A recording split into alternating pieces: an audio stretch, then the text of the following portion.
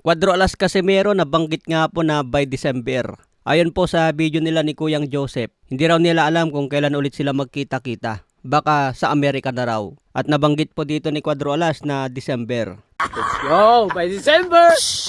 Malay natin magkatotoo na ito mga boss na makabalik si Cuadro Alas sa Amerika. Baka inaayos na po ang kanyang visa para mapalaban ulit sa US. Kung pwede na si Casimero sa Amerika, ang pinakamasarap na kalaban niya dyan si David Picasso o kaya si Ramon Cardenas mga boss. Siguradong big fight yan para kay Cuadro Alas. Tingin ko kung pipilitin ni Casimero, kaya pa naman siguro yung 122 pounds. Kasi nga 124 pounds yung laban niya 2 pounds lang naman ang sobra dyan. May paparting na laban pala si Ramon Cardenas versus Sam Goodman. Magandang bakbakan din yan dahil paglalabanan ang eliminator. Samantala si Carl M.S. Wonderboy Martin, sinasabi rin po na posible sa Amerika na ang kanyang next fight. Kaya abangan din po natin dahil pambato rin yan sa 122 pounds. Samantala meron niya pong po sa Facebook galing kay Fight Yard. Ang sabi dito, Manny Pacquiao the catchweight king, winning by draining his opponent to make them slow and powerless while drinking Ariza's magic juice to boost his performance. Sabi pa niya rito, the greatest cherry picker of all time. Tapos nilagay dyan yung larawan ni Miguel Cotto, Juan Manuel Marquez, Antonio Margarito at si Ricky Hatton. Matindi siguro ang galit nito kay pambansang kamao mga boss. So anong masasabi nyo sa larawang ito mga boss? Sa comment section, marami nga po ang Pilipinong nagalit at pinagtanggol si Manny Pacquiao. Si Manny Pacquiao daw ay galing sa mababang dibisyon at inakyat lang ang welterweight division. Kumbaga pinilit lang ang katawan niya para maabot lang ang 147. Hindi pa nga siya umapak sa 147 eh.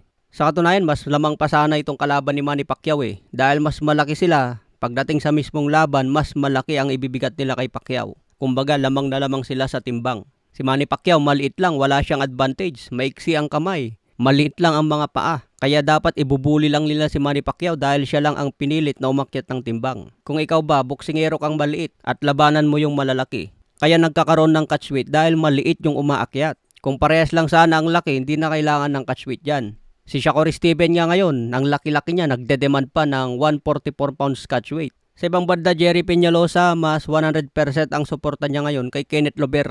Makakabangon pa raw yan si Lover mga boss dahil isang talo pa lang yan. Kumbaga, mas magporsigido na ngayon si Kenneth Lover na mag-training pa ng matindi dahil marami pa siyang mga kalaban na mas malupit. Kaya mas suportado ngayon ni Jerry Peñalosa si Kenneth Lover. Sabi rin po ni Jerry Peñalosa dati, matagal na niyang sinabi ito, na si Cuadro Alas ay meron siyang estilo na pwedeng tumalo kay The Monster Inoue. Dahil nga po sa lakas din ni Casimero kapag nakatama ng solid, delikado ka rin. Hindi matulad sa naging laban niya kay Koki Kameda dati na hindi niya napuruan mga boss kaya hindi napabagsak. Si Naoya Inoue kaya rin niya maging outbox yan tulad sa galawan ni Kameda.